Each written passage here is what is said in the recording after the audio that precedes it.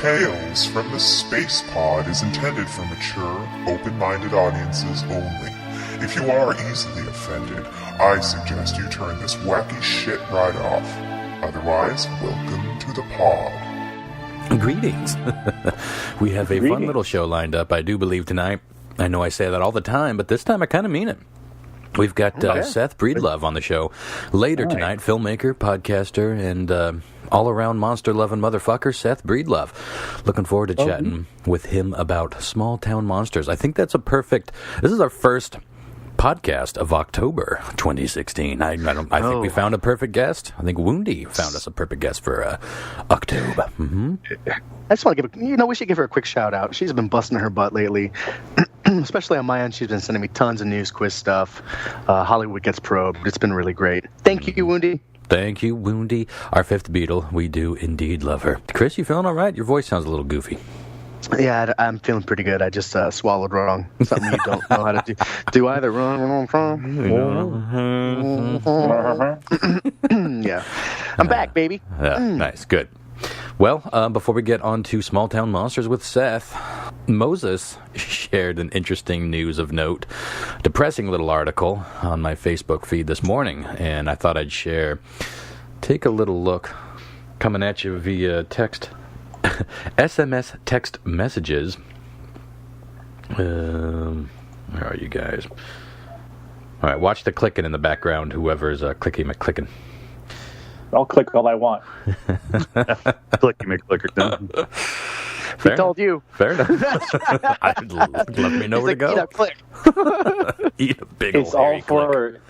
So take a look at that link here. Now, this story comes from, the one he sent me was from Dangerous Minds, and it's just as it sounds. The headline is, "A sad look inside the suitcases left behind by patients at an insane asylum." You gave us the address, bro. Yeah. Oh, it didn't send you the... Yeah. Okay. Ron literally sent us an address that takes us to, Google Maps. You can go here now. And I'm like, are we going on a journey? How does this newfangled stuff work? Okay, hang on a sec. Let me... I didn't know I was getting committed. They rarely do, John Mark. They rarely do. The headline is, "A sad look inside the suitcases left behind by patients at an insane asylum." So in 1995, the Willard Psychiatric Center in Willard, New York, closed down. And while they were cleaning some shits out, they discovered a shit ton of these old suitcases. Going all the way back to 1910. Now, these were the suitcases that the people brought to the asylum, of course, usually with the understanding that they would be returning home once they were cured. Well, of course, these people never returned home, and that's really the saddest part of these photos. Scroll through there, and I'll post the link to this on our Facebook page. It is kind of sad. Well, honestly, these suitcases could have come off a train crash or from an abandoned hotel. There's very little that makes you think that these were the suitcases of the crazy. For the most part, there's some things in there, that was an adult that had that little toy, little trinkets and stuff like that. So again, the sadness really comes from the reality of what you're actually seeing, like toothbrushes, combs, little booties. There's some prosthetic legs. Who knows what but it's like each one of those pictures is an interesting story all to itself, but they weren't going to need any of them shits, because there they sit 100 years later, just as they were packed on the day that these unfortunate souls headed out to their last destination ever. I mean, that's fucking haunting and heartbreaking, really, right? It's now I get down on modern pharmaceutical practices a bit from time to time, because I tend to think that we are way over-prescribing some of these things to make us less anxious and less depressed, but yet I have seen these drugs work fucking miracles in my own family. It's sort of sad looking back and thinking if these people had been born in a time where we had more advanced treatment that didn't involve beatings and electricity and isolation and being in fucking jail, basically, I mean, how would that not only just make you crazier, It's I bet there are perfectly sane people going to these things sometimes, and if they ever did leave, they would have been crazy. But so fucking tragic. But anyway, look through those photos and think about all those poor souls that never left with their little suitcases of dice and hand-knitted socks and storybooks and photographs of loved ones and whatever else they fucking showed up with. thinking that was probably going to be in their room with them, right? I mean, you would bring all your comfort items, but nope, you will use our soap, you'll use our clothes and our shampoo, and you won't get to have any of these personal effects. A lot of these people are now in a graveyard adjacent to the asylum. I mean, the place had their own graveyard because death was really the only way most of these residents were ever leaving the building. Think about them shits next time you're feeling down about a shitty day at work or things maybe ain't going your way at life. Think about some of the shit you don't have to experience just because you were born. I mean, a lot of reasons that you don't experience some of this shit, but one big one just because you were born in an era other than this one. Ugh. Creepy shit looking back, huh? Yeah. Creepy. Another pretty interesting article came my way. This is a video. Not terribly interesting, but I thought it'd be fun to look at together. This is from a streaming eagle nest cam from Michigan. And it's pointed downwards so you can see it. You can see into the nest and, the baby eagles just chilling in the eagle pad. But you can also see a little slice of the ground in the forest below. And recently, the camera captured what is being called a mystery creature walking on by. So take a look-see here. Now, upon first glance to me, it just looks like a dude trucking through the woods, wearing dark clothes. And then you see him zoom up on it, and there's not much definition here, so it's hard to see actual clothes. I think that's why it's so interesting, but then it stops, and for a second, it looks like it's a dude that's about to take a piss or something. And then he just kind of keeps on trucking for a little bit. And that's where it gets interesting to me. After he stops and then you see him, it does sort of seem odd. But what do you guys think? I mean, it's hard. Again, it's impossible to say that it's not just a dude trucking by. But a lot of people are saying that it's not just a dude. It's a dude in a Bigfoot costume trucking by. I don't know. It really looks like it could be a guy with baggy jeans and a dark sweatshirt to me. Yeah, it absolutely could. But, yeah, I'm kind of with Chris. But when you see it, the camera's far enough away, like I said, you can't make out any details.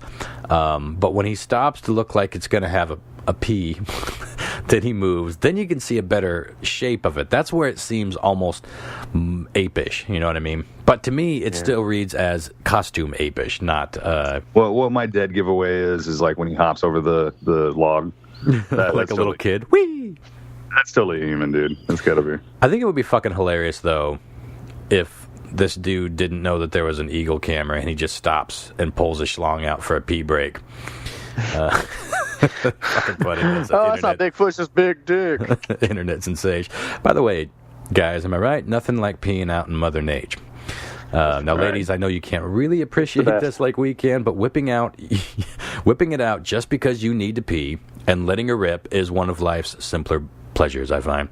So natural, right? I mean, like I have to do this very natural thing, so I'm just going to fucking do it right here and right now. You know what doesn't feel natural? Holding them shits in while you gotta, say you're on a road trip. You're waiting for a rest stop or a nasty gas station. That don't feel natural. Good old nature, though. When nature calls, drop the balls. That's as simple as that. Nature calls, drop the balls. Wow. Write that down, kids. You're a walking t-shirt generator, Ron. Thank you. Thank you very much. Well, what do you guys got before we get on to tonight's guest? I have a WTF. It's pretty gross. Shit. Ooh, let's do it. Here, I'm going to send it to you. Ooh, I'm less intrigued now that I got to see something. Nice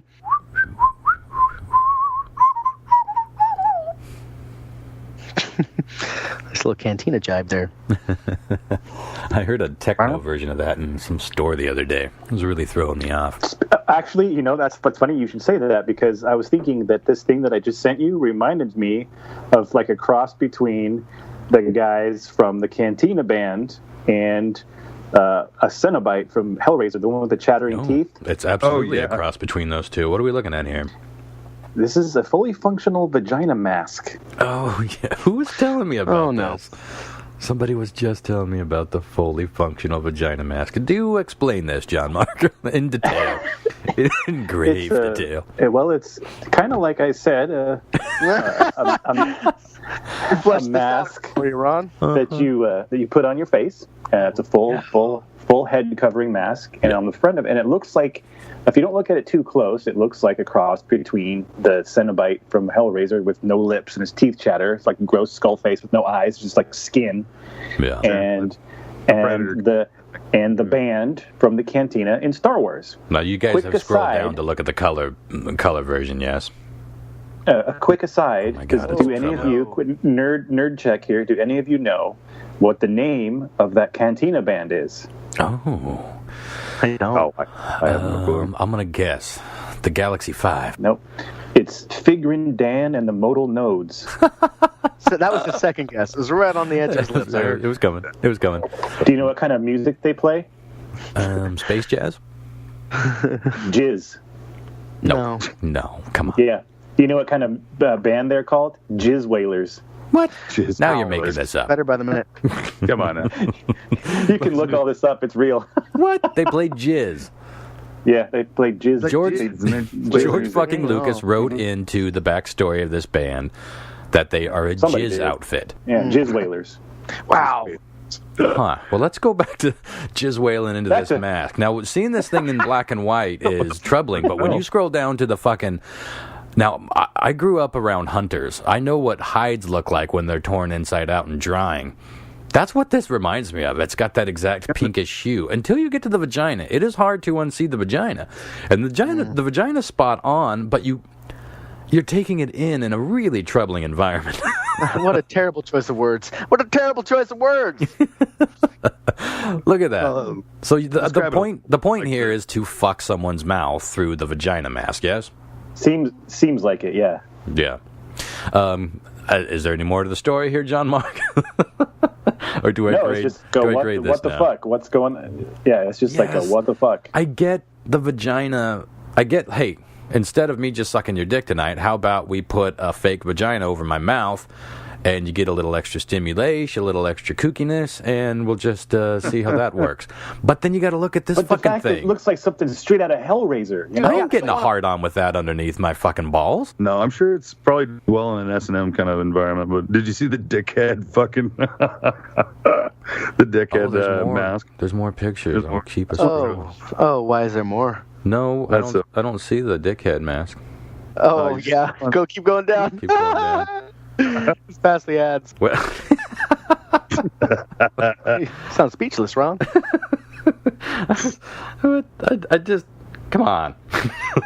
Isn't sex awesome enough? Come on, The you dickhead guys. thing, though, it's not like, now, if you're imagining it going with this, it doesn't. It's not like a dick that fits into that mouth. It turns your entire head into a very troubling dick. Troubling dick.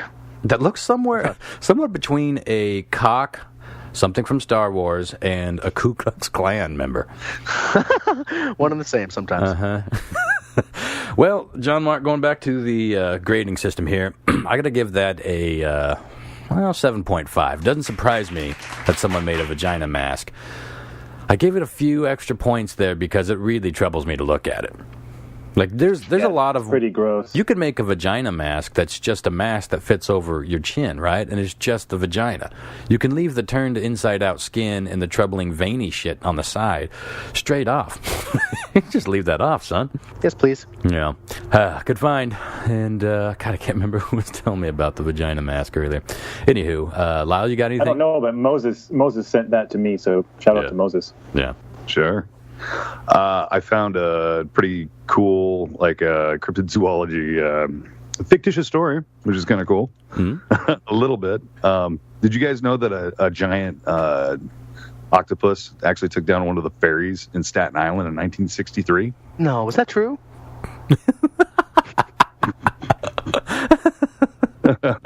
No, Nice. it's not. But they did actually kind of fake it. You know what I mean? Fuck you guys. They Wait, made John, website. sorry, Chris, were you joking? No, he was serious. Like, No. Well, I was like, what? You heard him preface the story, but I got a fictitious story for you. Oh no! Sorry, glazed over that. So funny. Like, Sometimes I can't tell when you. No, it's an amazing. It's amazing. I'm still looking at dick masks. For the love of God, he's pulling out his credit card as we speak. Yeah, I'm like, Expiration. Just I gotta put the code in. Okay. Okay, so this is Manhattan, right? And this is actually set up kind of like in a war memorial section, but it's like a 250-pound statue, which I wish I could send you the guys a picture of it, but I can't really from where I'm at. I'm not on my phone, so I can't just. Anyway, it's basically, it shows a giant squid kind of coming out of the water. It's like brass but painted, that is pulling down the ferry, right? And they basically made a fake TV documentary. They made up fake flyers and promoted them all over the island. Just basically tried to sell this thing out, and as it is completely a hoax. Yeah. wow. Let me send you a link at the Skype, and that should take you to that page. Okay. So you can at least see what the image is. It's a 250-pound, brass ornamental, kind of like a traditional, monument to pay respects to these these dead ferry riders that never existed. Well, that's genius. Christ. I love stuff like that. I love fakery. I love when was this supposed to have happened? In 1963. That's pretty recent for that kind of tomfuckery. Exactly. But the stuff like in the late 1800s or the 1900s, like we were just talking about a couple episodes ago, the snake oil salesman at Step Right Up Shay and the traveling freak show, and God, I just love that shit. Love all of it. Well, anything else before we get our guest on? Seth, are you with us? I am with you. Welcome to the Spacepod. I'm very excited to have you on the show with us tonight. Thank you. Thanks for having me. You have a wonderful voice. Oh, thank you. And as mentioned earlier, you're a freelance investigative journalist, film director, screenwriter, and podcast host. I want to talk about all of these things later. So glad to have you. Let's dive right on in. Now I want to talk about your movies. Now, you've directed 3 of them, yeah? The Minerva Monster, the Boggy Creek Monster, and Beast of Whitehall. We will get into those in a bit, but I want to know, I have to ask, first of all, what got you going down this road? Was it a personal sighting or an encounter or just something that triggered your imagination? No, I grew up in a tiny town here in Ohio called Bolivar, and when I was not a kid, I was actually in my late teens. For some reason, a friend of mine already assumed I was into Bigfoot, even though I wasn't, and he gave me a DVD with a bunch of like Monster Quest and things like that on it, and it triggered an interest in the subject of Bigfoot, and so I naturally kind of decided to start looking into whether or not there were Bigfoot sightings in my own area, and it turned out there were. And so that was kind of where I first started investigating, quote unquote, investigating. Bigfooters love that word, investigating. But that was where I first started kind of looking into this stuff, was, as the late teen in Bolivar, Ohio, looking into these unusual creature reports that were actually taking place right outside of town. So that's kind of the quick Cliff Notes version. So how do you go when you just decide, I'm into this shit, but I'm into it beyond just watching it on TV. I want to get involved. What do you just start? I mean, where do you even start investigating Bigfootery stuff? Just hit the library or door to door? I mean, I wouldn't know where to start. Right, and it depends on what kind of enthusiast you are, because I'm friends with the typical Bigfooter, the people you think of when you think of Bigfooting, the Finding Bigfoot type crowd that go out in the woods and they smack trees with sticks and they scream into the night and all that kind of stuff, and they call that investigating too. So my version of that was to drive around back roads and scare old people by asking them if they had ever seen a Bigfoot before. And then from there, I'm a freelance, investigative writer, so I started doing newspaper archival research. What really grabbed me was whether or not there were there were reports of these things taking place around the country that dated back before those classic, where the word Bigfoot was originally kind of coined, which was in the 50s and 60s.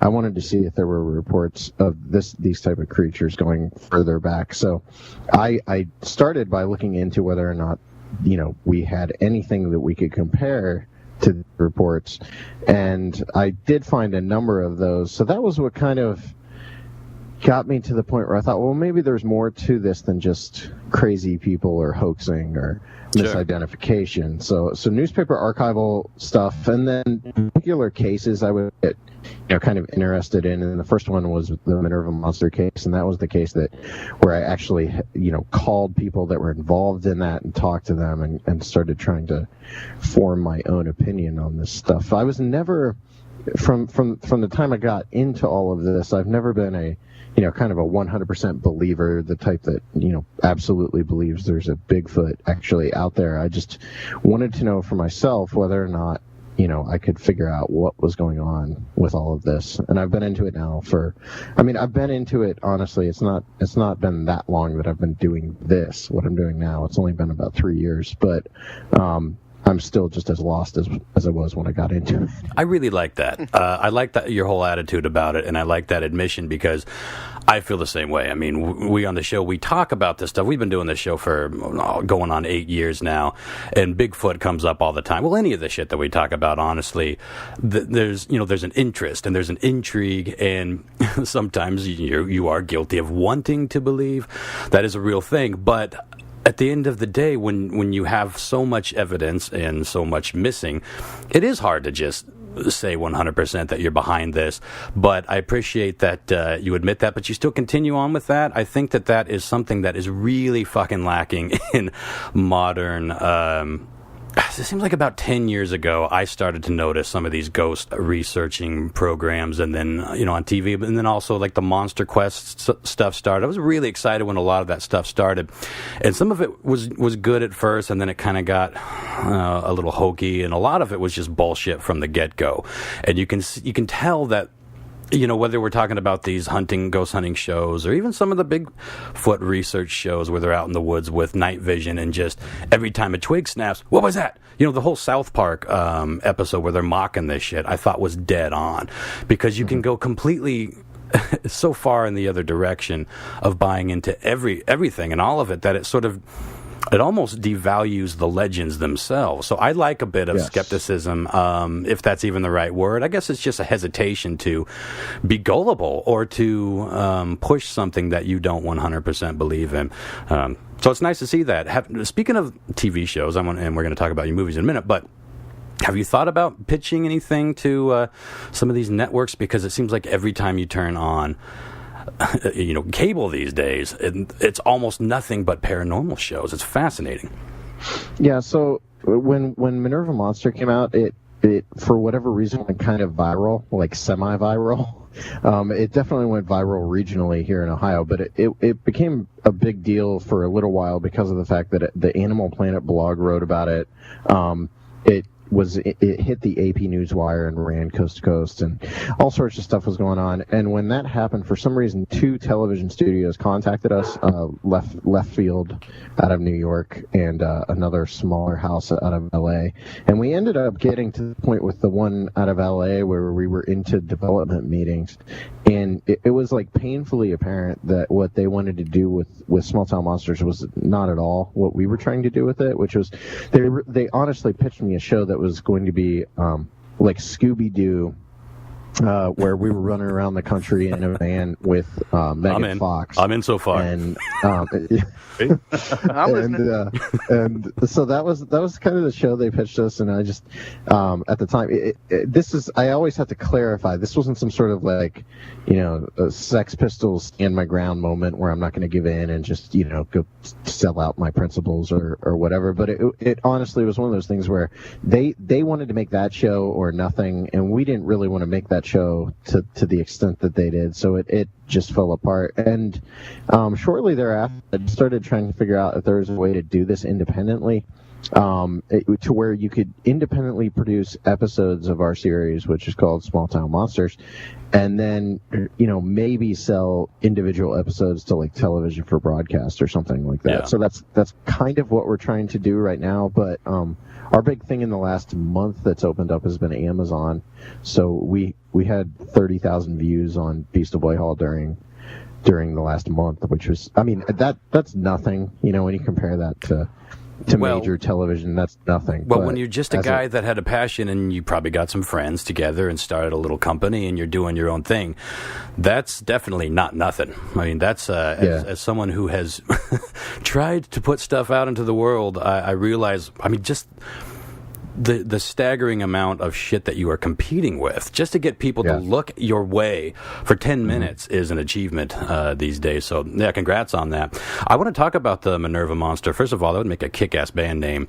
But I had never heard of this one, and this is why I love these little local legends. They are all over if you go digging for them. So tell us a little bit about the Minerva Monster. So what you just said is what I love about that case so much, the fact that not many people are aware of this one, and that's kind of something I want to return to with Small Town Monsters, because I know, the follow-up Whitehall and the Boggy Creek Monster, those are well-known. We're looking at doing Mothman next. That's a well-known case, but after that, I'd really like to get out of the cases that everyone's aware of. So yeah, the Minerva, Ohio is actually only about 20 minutes from where I grew up, in Bolivar, so I was well aware of the Minerva case as a kid. In fact, that legend was told to me when I was maybe 14 years old. You got to watch Going Out in the Woods, the Minerva Monster, that kind of stuff. So it was something that I had always been vaguely aware of, and I think that's what sparked my interest in coming back to this case when I really started looking into these Bigfoot reports. And I just was enamored with the case too, because it focuses on one particular family that was living near Minerva, Ohio, who had these sightings of this creature behind their house that was upright walking, hair covered, kind of your classic Bigfoot, maybe a little more like 70s Grateful Dead style Bigfoot, where it's just covered in hair. I mean, the head to toe shaggy hair, but that's actually pretty typical of 1970s Bigfoot reports for some reason. Yeah, just 70s Bush. Exactly. The 70s Bush Monster is a TV show or a movie that I would pay $3.99 to watch on Amazon. All right, that's our next. So we were. This was just something that I had originally looked into covering in a book project. I was putting together a book proposal called Small Town Monsters, and it was going to be different cases from around the country, but it would focus as much on how the culture of the region was influenced by the local monster sighting as it did look at the sighting itself. So that was something that I was putting together. I knew the Minerva case. I knew the people that were involved in it. So I started making phone calls and doing all my preliminary research. And basically the movie came together over the course of like 3 months, which in retrospect was the longest time we've spent filming a movie since. We did Boggy in about 6 days, and Beast of Whitehall we filmed in a day and a half. So we have changed our modus operandi since then. But yeah, it just focuses on this one family named the Catons who saw this creature, and they reported it to the local police. The police came out, and the police reported it to the Akron Beacon Journal. Akron Beacon Journal, which is one of the biggest papers in the state at the time. I think it was the biggest paper in Ohio. They ran a series of articles on it, and of course it went the 70s viral. And before you knew it, there were monster hunters and posses of people combing the woods behind the Catons' house, drunk off their butt, looking to kill a Bigfoot. And so we wanted to make a movie that would focus, not just on the sightings and all of that stuff, but also how it affected the family and how it affected the region, and if people in Minerva still talk about this case and all that kind of stuff. So this is really a unique case because, like, as you said, it focuses on this one family and sort of this one backyard. I mean, do other people have the neighbors seen wacky shit going on? Had pets go missing or anything, or do they kind of look at this family like they're batshit? So so a lot of people around town did treat them like they were crazy at the time. The neighbors on either side of them, I mean, this is what they told me, but neither of them have ever seen anything. However, since we made the movie, the amount of people who have come to us with sighting reports or, called me with sighting reports. I just got an email on Monday from an elderly man who saw something back in 1980 out near Minerva. But there's a ton of reports in that region. You're also only like 40 minutes from the quote unquote Bigfoot Mecca of Ohio, which is Salt Fork State Park. It's like the Bigfoot theme park, supposedly. Every time finding Bigfoots around, they go down there, and that's where the biggest Bigfoot conference in the country takes place. And so there's definitely a ton of reports out in that area, and a lot of reports of this type of creature. And this is an unusual type of Bigfoot. The characteristics, the way it looks, all that kind of stuff. It's unusual from your prototypical Bigfoot. So there are reports of this other than just the Catons, and we were able to find some really cool cases while we were filming the movie to back up the Caton story.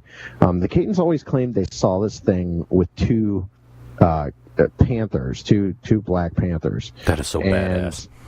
Yeah, just flanked by him. And I thought that was really unusual. And then we talked to a guy. Actually, we had finished filming, and this guy sent me an email and said that he had seen something back in 1978, the same summer everything had happened.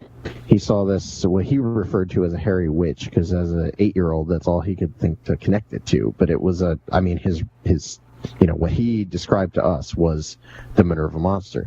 But he said it was accompanied by two juveniles, two small Bigfoots. So, and the way he described them was that they were hunched forward, almost walking on all fours. So that made me wonder if the Catons weren't seeing, some sort of baby Bigfoots. However, since then, the case has gotten even more complicated because they've shown us pictures of what are obviously mountain lions behind the house. So there are legitimately felines, on their property, large cats roaming about. So I don't know what to make of any of it. Cougars. Well, what? I mean, like.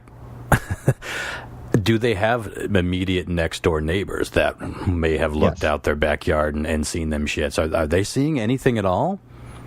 Okay, so they're telling me no, but you have to understand, in that area, people don't want a connection to this case. They really don't. Like, for the most part, people do not want to tell me that they've seen something because they don't. First of all, they don't want me to put them in a movie, and second of all, they don't want me to tell someone else, and they become the next Caton family.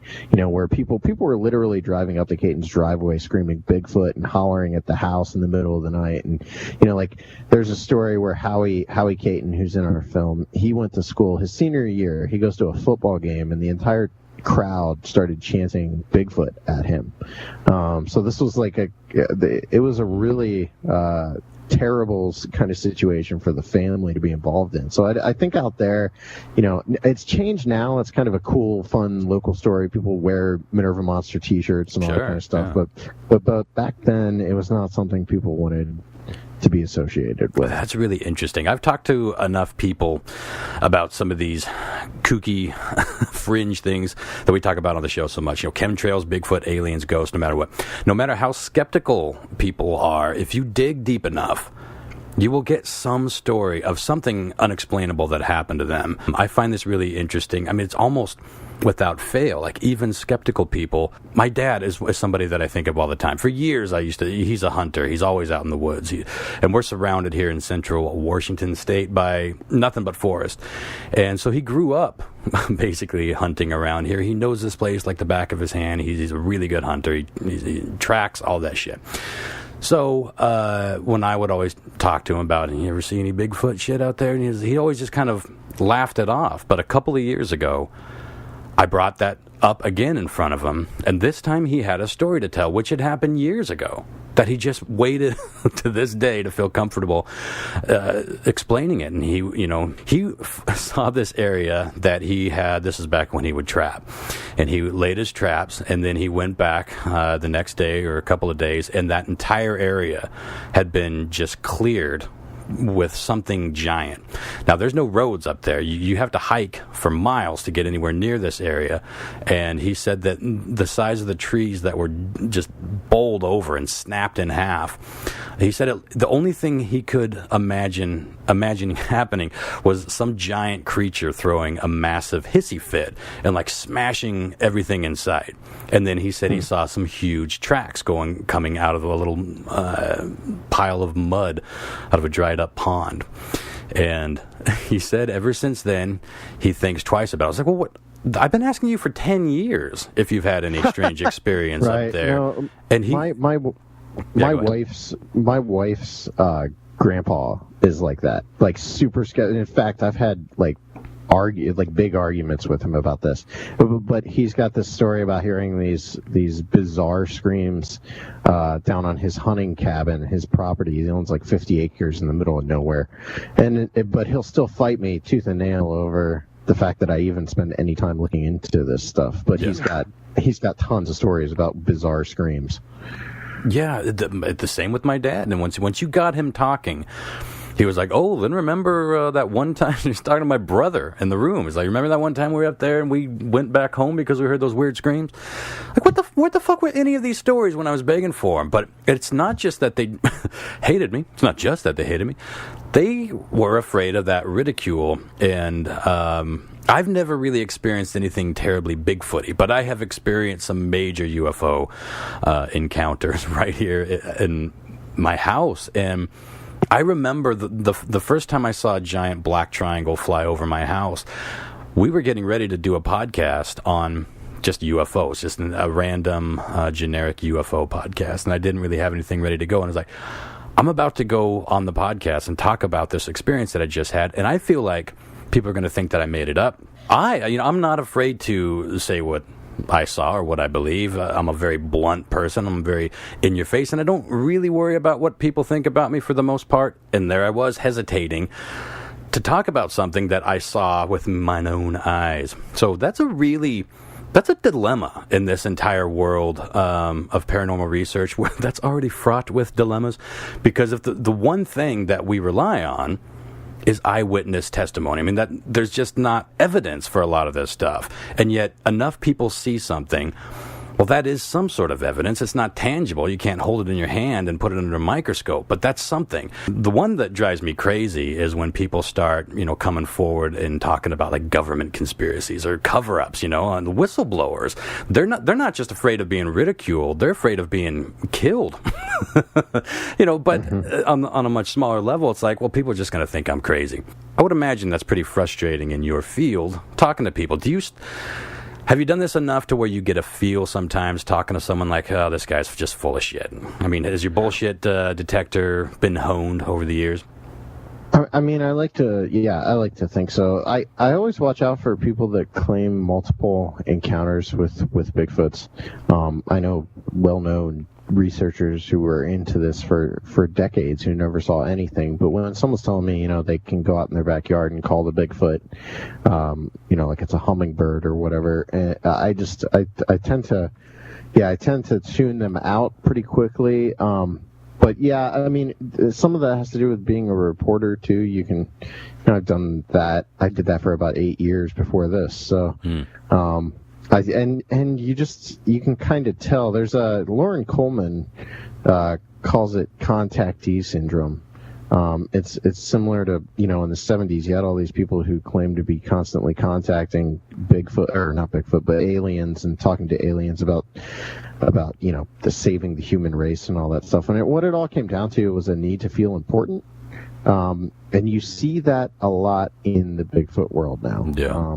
I had a great example of that take place. We did do our own festival out in Minerva now called Minerva Monster Day, and this year it was basically like a monster movie film festival, and a lady kept following me around, kind of yelling at me because she was deeply offended by the Bigfoots, the way the Bigfoots on our posters looked.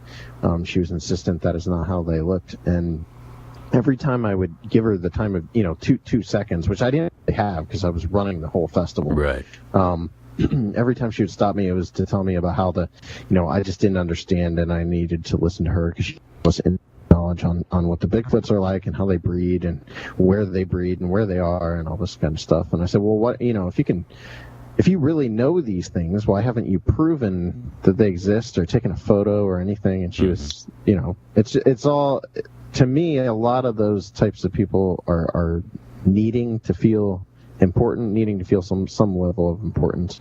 But for the most part, when we do a film, I know going into it who I want to talk to. In this case, in Minerva, I knew I wanted to talk to the Caton family, and with Beast of Whitehall, I wanted to talk to the Gosselins. And in both of those cases, I was kind of bowled over by how honest and introspective and all that kind of stuff those families are about their incident, and that's what draws me to these cases. At the end of the day, I love Bigfoot, and I love that idea that there's some sort of unknown entity, stalking our forests. But I really am more fascinated by the human aspect of this, how it affects people, how it affects communities and all that kind of stuff. Yeah. Well, I want to talk a bit about the Boggy Creek creature. Now, this is based on the legend of the Fouke Monster, which we did a show on several years back. It's still one of our most downloaded shows. So this creature has a pretty good-sized following, and, of course, we had several movies done at this point, but I think the ones that stick in people's mind from their childhood were the two from the 70s. Those are a bit more exploitation. Certainly the second one was, or Fouke-exploitation, henceforth. But let's talk a little bit about the Fouke Monster for any of our listeners that didn't hear that show. How did this legend come to be? Well, this is our third film, so it comes out November 11th, and I started at like 8 o'clock today, and I just finished editing a little while ago, so I've been knee deep in editing this film, so I'm completely entrenched in it. So basically everyone's kind of aware of, not everyone, but a lot of people are aware of the legend of Boggy Creek, which is this, semi-famous, kind of the forerunner for found footage films, Eduardo Sanchez has cited it as being a movie that influenced Blair Witch Project. So when I think it's 73 is when that movie came out, and that's kind of the movie. For a lot of people, especially people who are really into Bigfoot now, that's the movie that got them into the subject of Bigfoot. Yeah. But it's a weird mix between like a documentary and a nature film and a horror movie, and it doesn't necessarily completely succeed at any one of those things. But I think I really enjoy that movie. I really do, and I only watched it for the first time about 2 years ago, and I've watched it probably 100 times since. In fact, I was watching it earlier today. So, wow.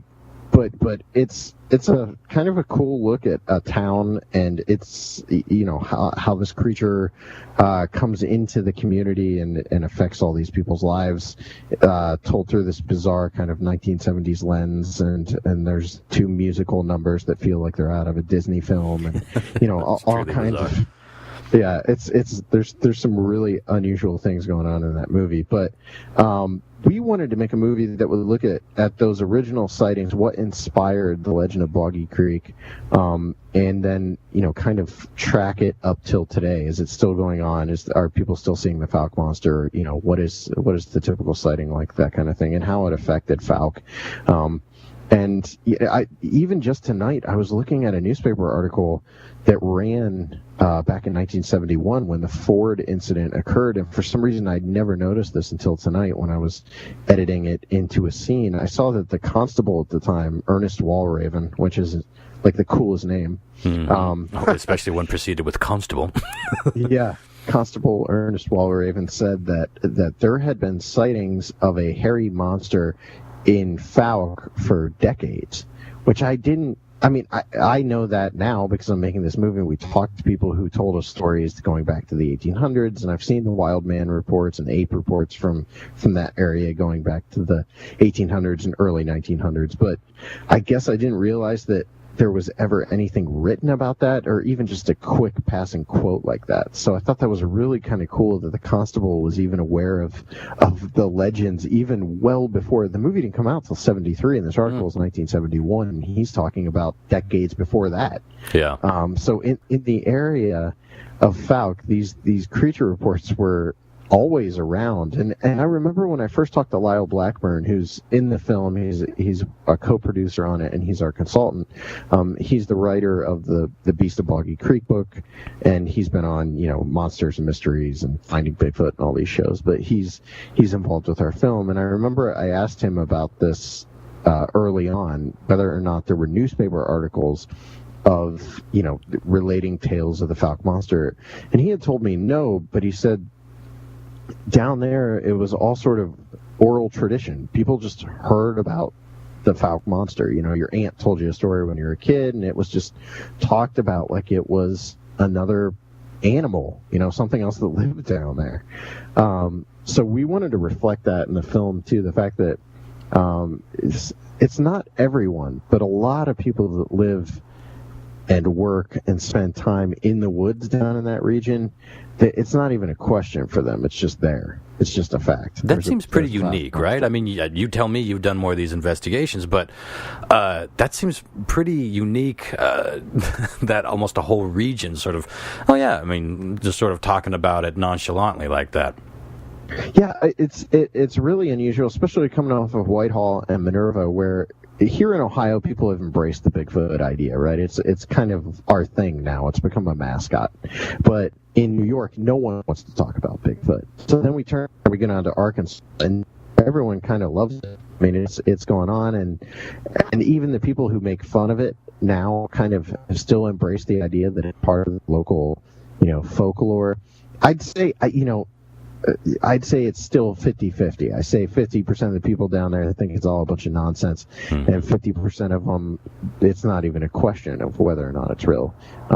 I walked into the Monster Mart down in Arkansas, which I don't know if you've ever seen photos of this place, but it's this convenience store that doubles as like the Fouke Monster headquarters. I mean, there's a giant Fouke Monster on the roof of the building.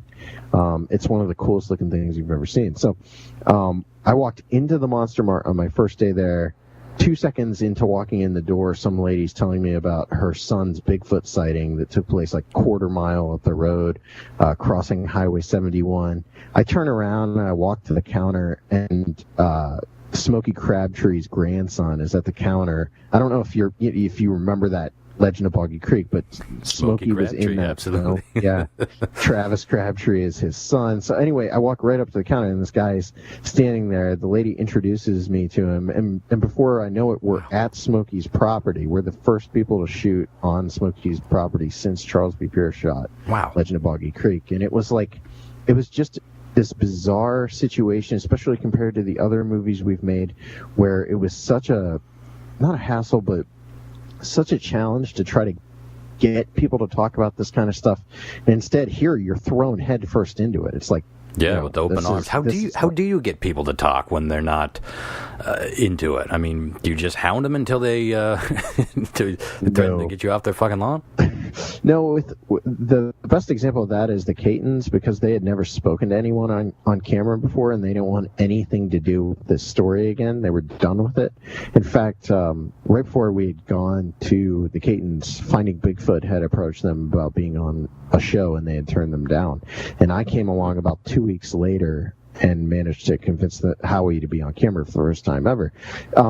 I think part of that has to do with the fact that I'm from that area, when it comes to the Catons. But also, I'm more on their side than a show that's just trying to make a cool Bigfoot story. I want to know how they were affected by this, and I'm not there to make them out to be some sort of laughing stock or even, at the center of some sort of crazy, over-dramatized piece of fiction. Sure. This is me just wanting to get their story told and document their sighting story. So, I think it's just the fact that I talk to people. Well, it's just all these people have to do is watch the news to be hesitant to be interviewed by anybody on these things, because anytime you see a news clip about somebody talking about a UFO sighting, a ghost thing, or Bigfoot, they love to find the most yokely fucking yokel they can find. And the poor guy's just like, yes, sir, I saw a spaceship flying over my trailer. Yes, sir, it's come from outer space. They love them shits. And then everyone looks at that like it's a big fucking joke. And even the quote-unquote journalists that are supposed to have some fucking integrity are like snickering and giggling. It's like, come on. I don't blame people for not going out and talking, but you must have some sort of charm, though. Or do you pay? Do you pay these people? Because money has a certain charm too. Well, then you definitely have a charm working for you. If I had money to pay them, I would be able to. Yeah, we'd be happy. Yeah, I heard. I read one of your interviews or something earlier today, and I saw some of the budgets for some of your movies. I can't believe what you're pulling off for those budgets. That alone is a whole separate art. Just being able to make something, because the tone of what you're doing is not the shit that I was talking about earlier on that you might see on History Channel or some of these other shows. And I don't want to shit on all of them. Some of them have some good stuff in them. But sure, even the good ones, I'm telling you, we're starting to see this devolution into this ridiculous... It is like Scooby-Doo, and there's nothing there, son. I mean, you can see it a mile away. There's nothing there. But we're going to talk about it for 15 minutes and act like it's spooky, and we're going to stand in the dark for no reason. Sure. You don't need to do any of that if you are talking about interesting legends with people that are definitely not in it for the fame. I mean, quite the contrary in a lot of these people. It's like pulling teeth, as you mentioned, to even get them to talk. I always find more validity in that. I think everyone does. Do you ever get the feeling that you are straight up dealing with not necessarily a monster of flesh and blood per se, but something from the land of beyond? Because that would make a lot more sense in some of these stories. Why do we never find the bodies? Why do we never see the bones? And, there's scientific answers that you can give for all of that. How do they come and go so fast? Why do their eyes sometimes glow red? What are your thoughts on maybe some of these legends coming from some netherworld, be it a demon or, I don't know, some kind of ghost? I'm kind of exploring everything right now. I'm still trying to figure the whole thing out for myself. I know from the films we've done, they've all been fairly straightforward, although Boggy, especially like the Boggy Creek Monster, there's nothing that I've found yet that would even seem remotely paranormal, which is really intriguing to me, because with Minerva and Beast of Whitehall, even though they do seem fairly straightforward Bigfoot cases, there's paranormal activity connected with both of those stories. The Minerva case especially, there's a lot of bizarre stuff that goes on in that area, especially on the hill behind the Caton's house, which, according to the Catons, is an Indian burial ground. And they've told us stories about disappearing caves, and even the sheriff, actually, who investigated the Minerva Monster case, told us he only ever investigated 2 unusual incident reports, and he said one of them was the Minerva Monster case, and the other was 2 weeks later when a UFO supposedly landed in a field at a house that happened to be directly across the street from the Catons. So in about 40-some years of law enforcement, this guy had only ever investigated 2 cases, and they happened to take place right across the street from each other. Wow. With the Whitehall case, the Whitehall case is intriguing because there's all sorts of unusual activity that goes on in that area of the Adirondacks, and then kind of that Vermont. I forget. Paul Bartholomew has a name for that area, and I cannot remember what it is, but it's something triangle. And there's all sorts of Thunderbird reports and ghosts and all that kind of stuff. But the A-Bear incident, which is the tagline for Beast of Whitehall, the A-Bear incident wasn't solely our Bigfoot reports, the stories that we tell in our film. There was also a massive UFO flap that was going on during that same week. In our film, you do see a brief, I think, a glimpse of that, but it's one of those things that we could not dig up enough information. Sure. On the budget and the time we had to make that movie, it's a miracle we had a movie that was longer than 10 minutes, which was originally what we were trying to make, was a 10-minute kind of travelogue short we were going to post as a Kickstarter reward for people that backed Boggy Creek Monster. So it turned into a 40-minute short film. It's won Short Film Festival awards. It's won Film Festival awards. It's kind of crazy, but all sorts of unusual stuff connected with both of those cases. So and I'm always fascinated by that stuff, the really weird cases, the Chestnut Ridge in Pennsylvania, the Flatwoods Monster. I love the really kind of bizarre out there small town monster cases, and that's why we kind of want to get away from Bigfoot, at least for a couple of our next films. Yeah. And explore these weirder kind of fringe monsters. I really like the idea of some sort of cryptid Bermuda Triangle type thing. Because, like a lot of these things we do talk about, even aliens, sometimes people, well, are these things even living, breathing, biological beings, or are they interdimensional beings? Are they something from the netherworld? I love that idea, and that kind of, to me, that seems to feed more into that theory that there is, because we talk about these vortexes, we talk about going all the way back to Native American, ancient legends of vortexes and ley lines or areas that have certain properties that could bring forth, even the Native American, the Skinwalker legend or the werewolf legends. Those all supposedly came from specific portholes, and that would make a really kick-ass Adult Swim cartoon, wouldn't it? Like a cryptozoological Bermuda Triangle story like this. I'd like the Super Friends battling. Sassy would be the leader of the good ones, and Mothman. I don't know. It's on the fence whether that's a benevolent or evil creature. I don't think I mentioned it, but the Whitehall actually sits, the Lake Champlain butts right up to Whitehall. Like the shores, Whitehall sits on the shores of Lake Champlain. The Champlain Canal runs right through the middle of Whitehall. So you got Champ right there. Mm-hmm. You got Bigfoot all over the place apparently. And then one of the cooler things we heard was a certain witness that's in Beast of Whitehall told us off camera and off the record that there were 2 police officers on the Whitehall PD force who saw a pterodactyl back in the same week that the A-Bear incident was occurring. They saw what they said was a pterodactyl in the woods right outside of Whitehall. Oh, that's some intriguing shit. Well, see, this all, if nothing else, this really is feeding my imagination as an artist, because I want to see them shits brought to life. I don't know, for some reason the idea of some sort of portal, whether it's through space and time or into another dimension or even a fucking tunnel going underground where some prehistoric shits were dwelling, these are all theories. The Hollow Earth theory, or that there's dinosaurs down there. So the fact that some of these things could come out and see the light of day every now and again and then escape to their underground lava tube layers, I don't know. I don't find that terribly crazy for some reason. Yeah, I kind of don't either. And regardless, I kind of love the stories. Absolutely. I want to talk about your podcast a bit. Now, it's called Sasquatch, a podcast about Bigfoot. And you were so much smarter than we were. Now, Tales from the Spacepod may sound intriguing, but it tells you jack shit about what we talk about. Ever since trying to market this thing for 7 years, I really was envious of people that thought about their name. Why don't we tell people what we're about in the name? Anywho, what's your podcast about?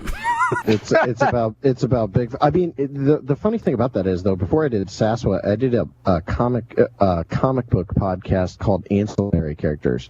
So if you want a show title that tells you literally nothing about the show, Ancillary Characters is kind of top of the line. Yeah, but yeah, Sasquatch is a show I do with my buddy Mark Matsky where we talk about Bigfoot topics every week. We have been told that we are the PBS of Bigfoot podcasts. So we are the exact opposite. We're pretty much the Playboy TV of Sasquatch. We're scrambled porn. Yeah, not so scrambled porn. Yeah. Yeah, so I don't know. I don't even know how to take that PBS thing. I don't know how to take that either. I was just wondering, that could go either way, but I think that's for the most part pretty good, right? Yeah, I think so. I don't know. Well, I was scrolling through your recent shows, and I stopped dead in my tracks when I saw a very familiar face. You had George Guldern Nori on your show. What was it like talking to that dude? Yeah, George flew me out. Well, not George personally flew me, but I was on his. He does like a TV show called Beyond Belief, and they flew me out to be on to talk about small town monsters back in March, and we kind of hit it off, and I really hit it off with his producer, Tom Danheiser. So I was talking to those dudes, and they had promised me I would be on the show on Coast eventually, and I was like, yeah. Months passed, nothing happened, and then I was on the show twice in like the space of 2 months, and at some point I just asked if we could get George on our show as well to talk to him about. I was as interested in talking to him about his career as I was Bigfoot, so that episode's kind of weird for us because it's more about his career in radio than it is about Bigfoot stuff. I tried to throw some Bigfoot questions in, but it's cool. He's a very he has a very dry sense of humor. and he's also probably one of the easiest interviews I've ever given. Not as far as me interviewing him, but when he interviewed me, it's very easy for me to talk to that guy. Yeah, and it should be extremely intimidating because Coast is a pretty massive show. Yeah. Yeah, and you're taking phone calls from some of the most unique individuals on the planet. I love how you halted the brakes on that for some of the most unique. Oh boy, I remember. I fell in love with Art Bell back in 1993, so I had been listening to the show since then, and I was one of those, well, I don't want to hear a new fucking host, but then it's like, well, there's only one coast to coast AM, and especially that changeover was happening when the internet was pretty new, and so there wasn't this plethora of interesting entertainment that we have now. So I gave George a shot, and I ended up really liking it. That would be such a strange experience. I mean, I'm sure you were the same way in your interest. You must have been a fan years before even sitting down with that. I mean, did you take a couple shots of whiskey and just go for it? Or what time does he call you? I mean, that's got to be pretty late. So actually, confession time. I had never listened to Coast before. Interesting. Honestly, I've never listened to a full episode. I appreciate your honesty. I so would have lied. But no, I mean, I didn't have those butterflies or anything going into it. It's probably good. Like I think someone who's a huge fan of the show would. Although I do have to say, once we started talking, I think that as he was, it was almost like the reverse of most interviews I do, which is, initially I'm real kind of nervous about doing the interview, and then I lighten up. This was like the opposite. I go into it, yeah, whatever, and then I get into it, and I'm like, this guy's been in radio for how long? Like, he's got to think I'm a complete joke. So I actually got more nervous during that one.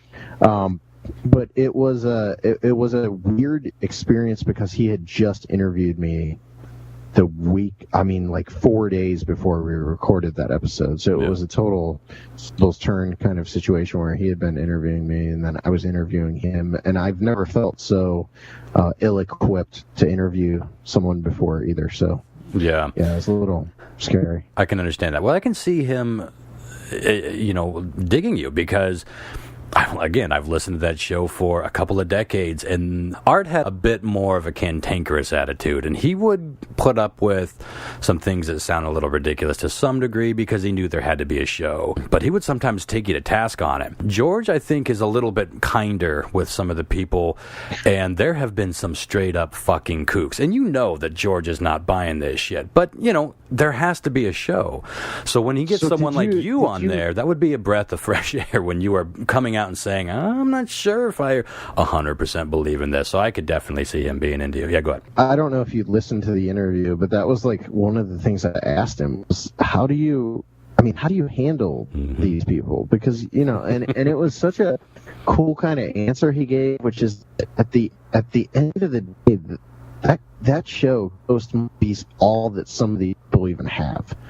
And when he talks to them, that was one of the cool things about the interview, and something that I really came away respecting him for, is that he's not on there to make these people feel like idiots or point out who's wrong and who's crazy and all that kind of stuff, which is probably something that someone like me would do wrongly, but he's just got such a great attitude about it, and so that was something I wanted to talk to him about too, because I know how I would be if I was hosting that show, and it's probably more like Art or Howard Stern or something. Yeah, he's very patient. But, I want to ask, aside from the creatures we've already mentioned, what have been some of your favorite local legends that you've encountered in your research? I mean, is there something that's just like way off in the distance? You mentioned Mothman next, but is there something that you kind of got your sights on, or even just a quick little legend that maybe there's not enough meat to do a film on, but it really captured your imagination? Yes. I'll give you a laundry list. Flatwoods Monster, which is 1950s, so we've lost most of the original witnesses, so the odds of us ever being able to film a movie about that are slim to none, because I really try to get those witnesses involved in the films if I'm making them. The Flatwoods case is one of my favorites. I don't know if you guys are familiar, but it's just a really bizarre lizard creature in a cylindrical base. It's just weird. It's one of the weirdest cases. The Kelly Hopkinsville goblin case. Oh, the goblins. Yes, I love that. the Poplick Monster, which is actually a little more on the creepy. I don't think there's anything physical to the Poplick Monster, but just the idea that people keep dying going up on that railroad trestle is fascinating to me. And I have a really good friend who lives about 8 minutes from that railroad trestle who drives by it every day. And so at some point, I would actually like to do something, like a short film or something about the Poplick Monster. Yeah. About that one not too long ago. Yeah, not too long ago. Yeah, there's 3 big ones here in Ohio. In fact, our follow-up to Minerva Monster was going to be a trio. We were going to put 3 monsters in one movie. It was going to be Big Head, Old Orange Eyes, and the Charles Mill Lake Monster. And they all kind of occurred in the same general time frame in the same area, so that they were kind of connected cases. But unfortunately, the main thrust of that movie was going to be Big Head, which was this really cool story. And again, it was similar to the Minerva case, not just in the fact that it took place in the same summer, 1978, but it was there was just this. It was very similar to the Minerva case, but in a cool way. Not like I felt like we were going to be retreading. Sure. But unfortunately, when I was calling that family and attempting to talk to those people, I quickly found out one of the people had gone crazy, the other had died, and the other one was deaf. Oh, wow. So I couldn't have... Homer Simpson the fuck away from that case. Right. So we kind of had to drop that one. So, but that was a case I really wanted to do all 3 of those. The Charles Mill Lake Monster one especially is really cool. Yeah. Real quickly, what are your thoughts on the Pat Gim film? I mean, obviously, you've already stated that you're not even 100% certain that Bigfoot exists. But what do you feel? What's your gut tell you on that? Well, here's the thing. When I looked at that for the first time, and even if I look at it just now, and you tune out all the written stuff, all the documentaries that talk about muscle movement and how you can't replicate the breasts with a suit and all that kind of stuff. When you first look at it, you think that's a guy in a suit. Mm-hmm. That's my gut reaction when I first see it. But how do you? Why would you? If you're hoaxing this, why would you put breasts on a suit? And why do you see muscle movement? And I have so many questions about it. It's kind of like the perfect microcosm for the entire Bigfoot phenomena as a whole, because it's just it fills me with more questions. I have no answers on that. Sure. So I hear Bob Gimlin talk about the incident. I've heard him twice in person talk, and it seems like he's genuine. Yeah, but it does. So I don't have an answer one way or the other, because if I say I believe that's, my gut tells me that's a real film, then I'm saying my gut tells me Bigfoot is real. Yeah. Right. And I'm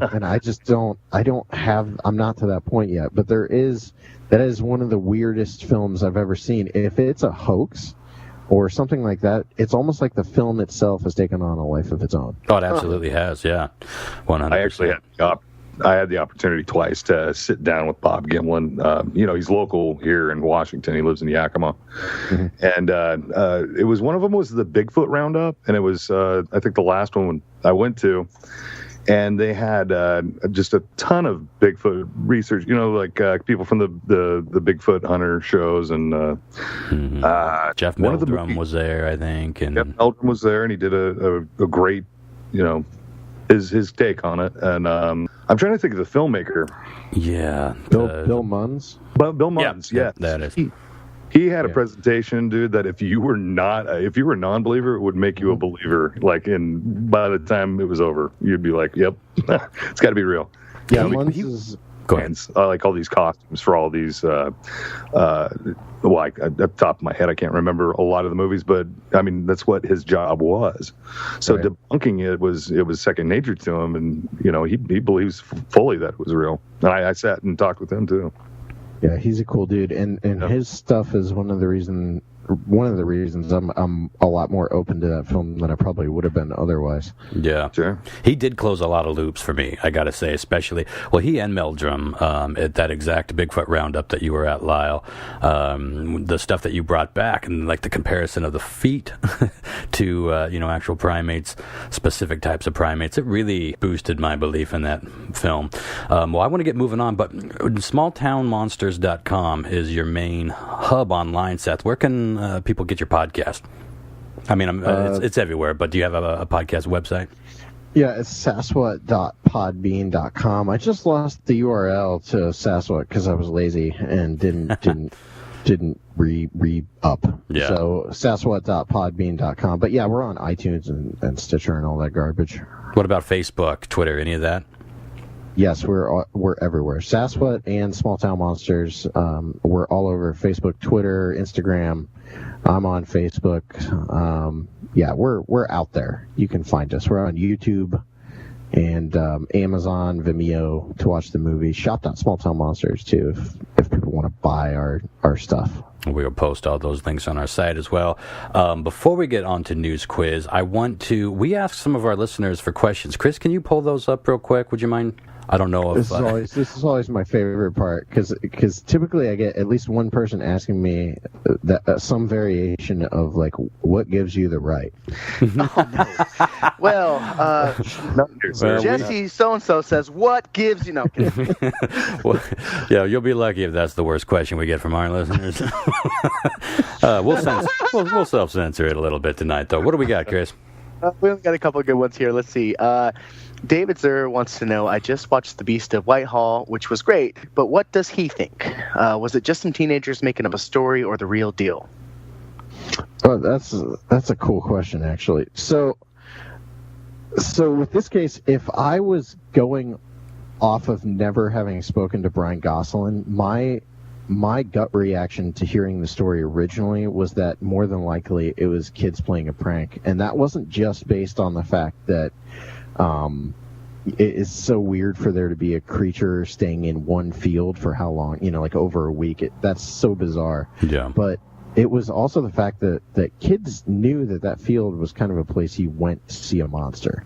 So I thought that was really unusual. However, after talking to Brian, it will kind of open your eyes to some things, because this guy stood feet away from this thing in that field the night after his brother and all those other kids saw it. And then stories like Dan Gordon's. I mean, I'm still not prepared to say 100% I believe their story, because then I'm saying, I believe in Bigfoot. But yeah. Not that I don't believe their story. I just don't have an answer to these cases. I wish I did, but I do think something happened there, and I don't think it was a hoax. So all you're really left with is misidentification of black bear or a Bigfoot. Sure. Or an alien. He followed that up with, and is there any new sightings around that area, or was it just those incidents in the late 70s and early 80s? No, I mean, our film kind of brings it up to more recent, but there were sightings in off of Aber in the field as recently as 3 months ago. So, In fact, I guess from talking to Paul Bartholomew, who does a lot of research down there, there's sighting reports. This was a really active spring down in that area for Bigfoot reports. So, and I know some of them were literally right there at Aber. So I think that's really cool. Yeah. I got one more, and it's a deep one, Seth. So I want you to really search your soul when you answer this question. Yeah. Matt Jenks would like to know, would the Loch Ness Monster taste like chicken or fish if you cooked it? Mm-hmm. What says the expert? We got off light tonight, let's be honest. We got off lucky. Our friends were gentle with us tonight.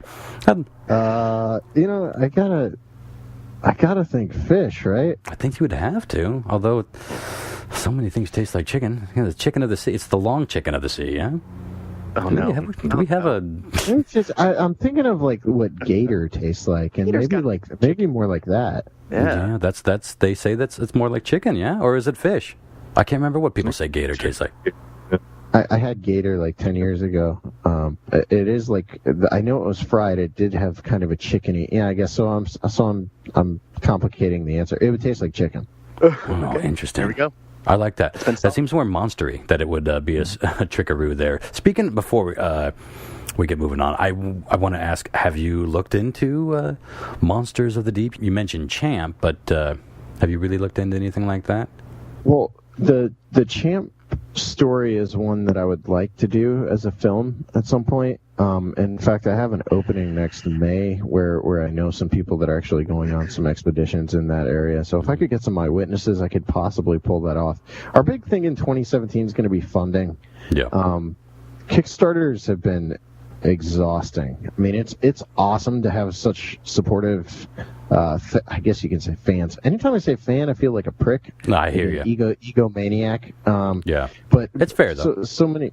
Yeah, so I mean, it's been awesome having those, but at the same time, I'm the guy that does all the shipping of rewards and creating of rewards. You know, like, it is so much more than the average Joe would guess until you actually have to sit down and map out the reward system, and then you got to follow it up. It's a lot of organization. It's a lot of money. It's a lot of time and effort. Yeah, so it's not just asking for money.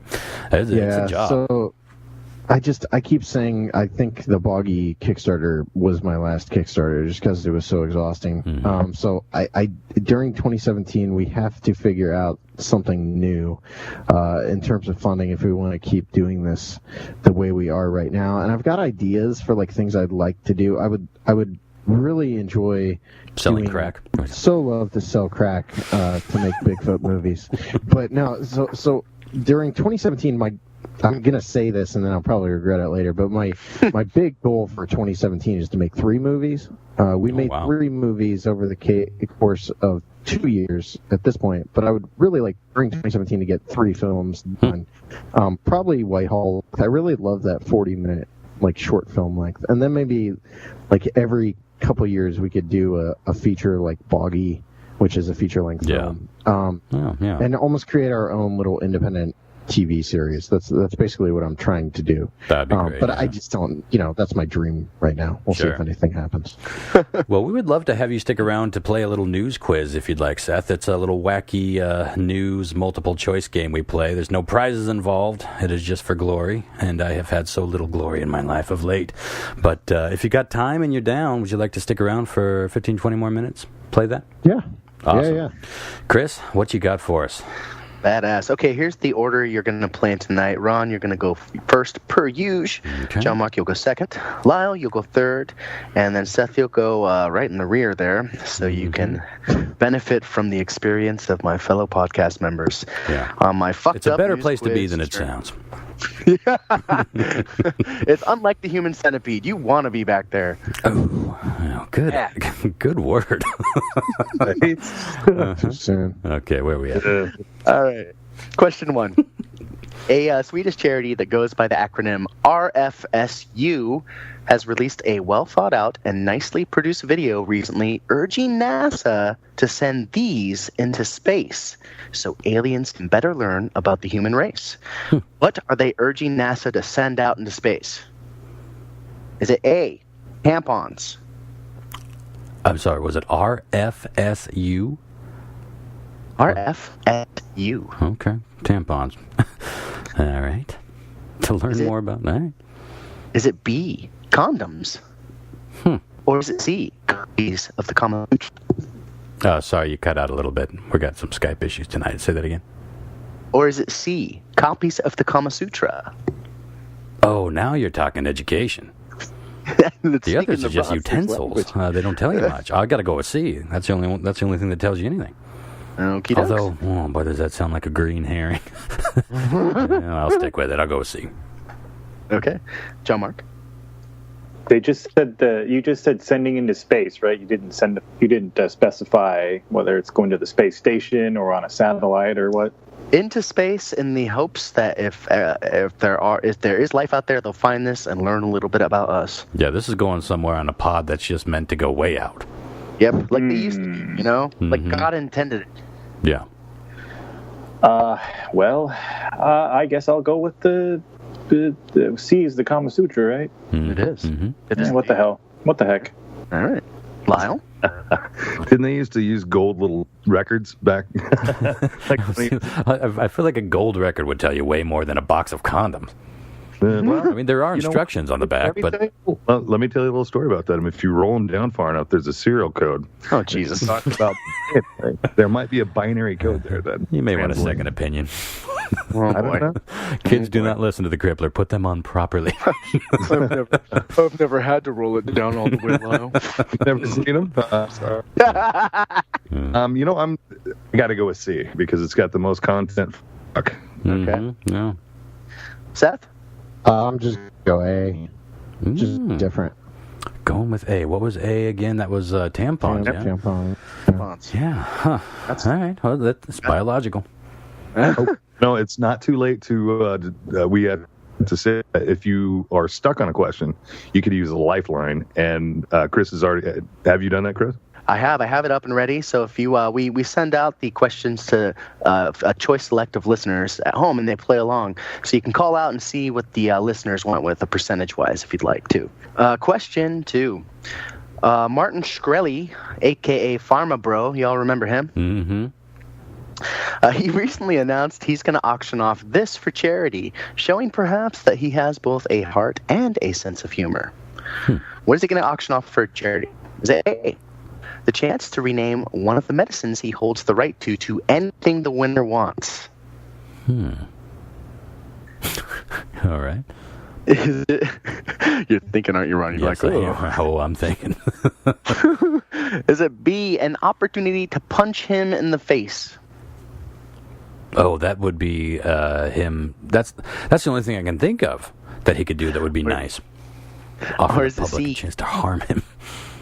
This is the guy, for anyone who doesn't know that name, this is the guy that, he bought the AIDS medication, and jacked up the price like ungodly. I mean, he does this with a lot of it. He flips medicine, basically.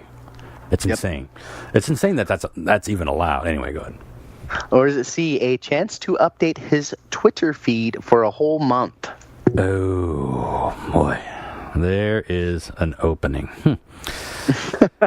Ronster. I'm going to go with A this time. The chance to rename one of his medicines. Okay. Yeah. John Mark. Let's try C. A chance to update his Twitter feed for a whole month. Okay. Lyle. I would probably go with A. Okay. Seth. C. That guy's on Twitter, right? He's kind of a prick. He's got to be on He Twitter. thinks people care what he thinks. Yeah. I'd love to see what someone would do with his Twitter for a month, I have to say. It'd be pretty great, I'm sure. I'd love to see someone punch him in the face, too, though. Let's be real. Yeah. All right, question 3. Guess what, guys? Florida Daily Dubs. Florida Daily Dub. Ding, ding, ding, ding, ding, ding, ding. Waiting for the We're number. off our game. It's been too long.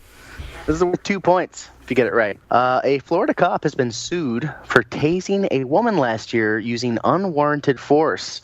Now, the woman sued the cop despite the fact that he did this to try to make amends. Was it A, baked her a cake, said, "I'm sorry I tased you"? Yes, yeah. That's adorable. Right.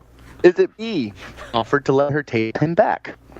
I'm sorry I tased you. Okay, B, offered to tase him back. Lie for A. All right. You're like, I'm listening.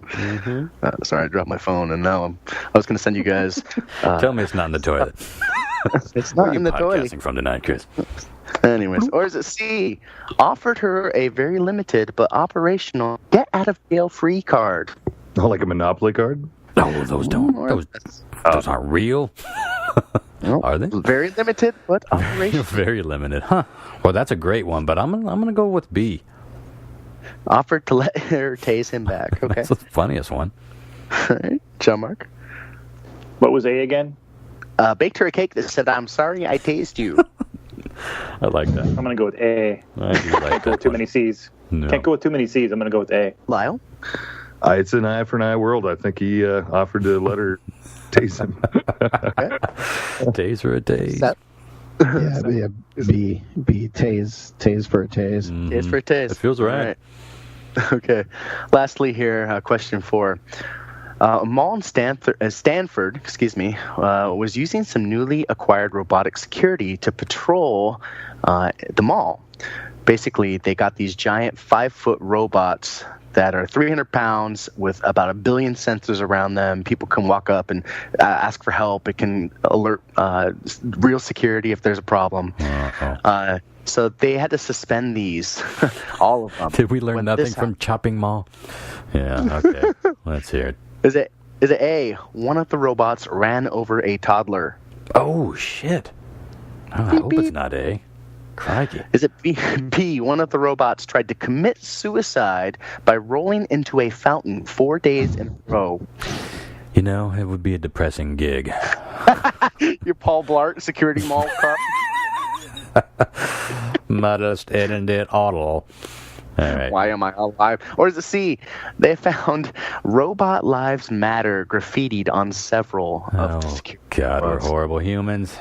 Robot Lives Matter. You know, that unfortunately sounds all too believable. But, God, I am really leaning toward... I'm torn between A and B. I'm going to go with B. You're going with commit suicide by fountain. That seems the least robotic thing to do. John Mark? I'll try A again. One of the robots ran over a toddler. Crap, I feel like I would have read that. But I missed a lot of news. Lyle? Seems legit. I'm going to go with our listeners. I want to find out what they kind of thought on the situation. 57% of our listeners went with ran over a toddler. Oh, going with the toddler. Yeah. Shit. Okay. Seth? Yeah, B, just because I think it'd be hilarious to see. How do you counsel a robot? I'll send you guys a photo here of said robots. You can take a look here. Or not. Okay, let me go over the answers. Okay. Question 1. A Swedish charity that goes by the acronym RFSU has released a well-thought-out and nicely produced video recently urging NASA to send condoms into space. That's to so educate they will know, aliens. They want aliens to know that we come in peace, if you know what I'm saying. Oh, my God. Well done. Well done. So do we know what RSFU stands for? You know, I had it in front of me. I'm sorry, I have a story. I'll post it on the Facebook page. You can read all that about might be a clue, but yeah, we come in peace. Wow, what a tagline.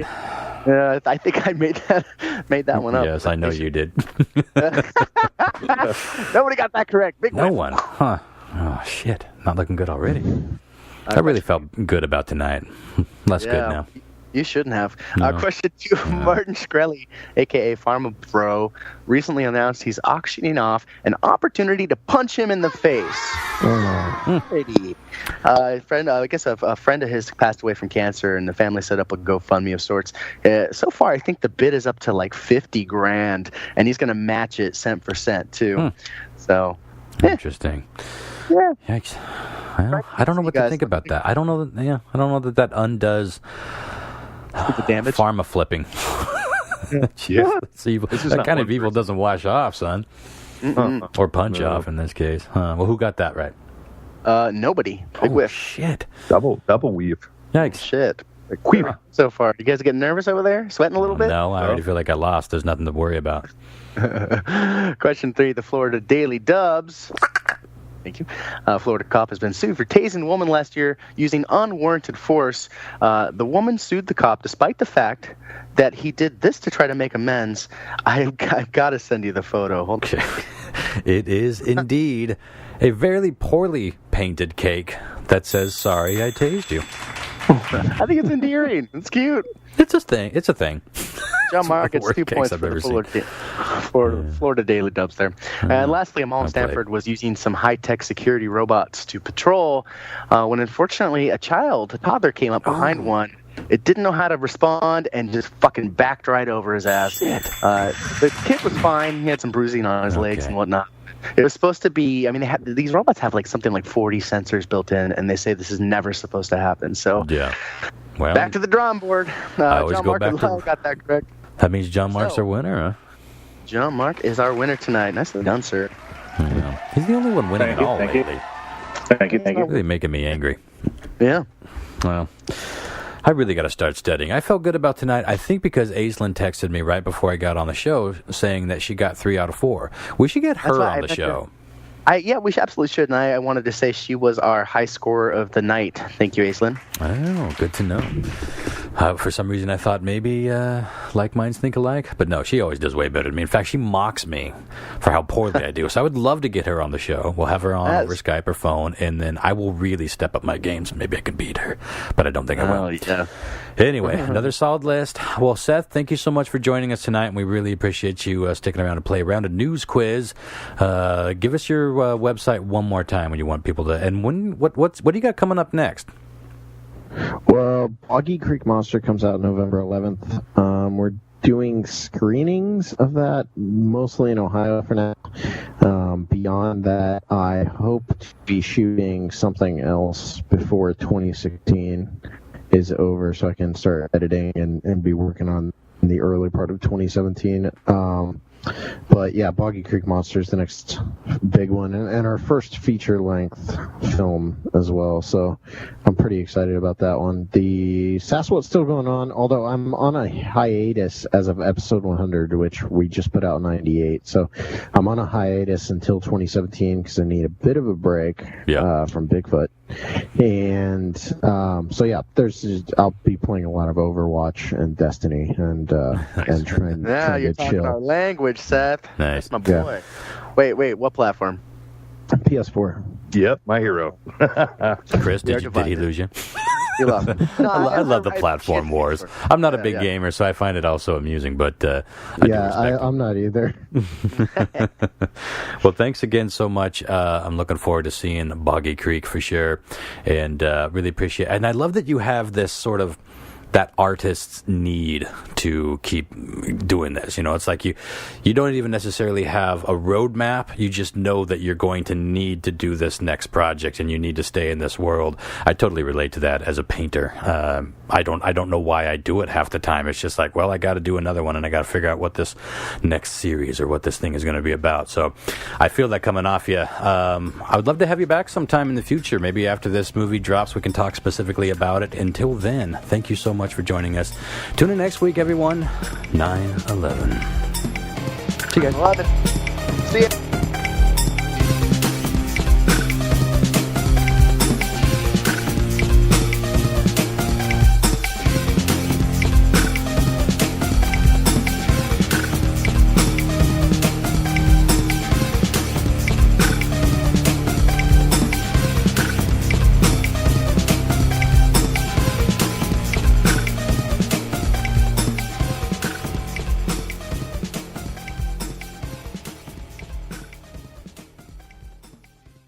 Jizz whalers.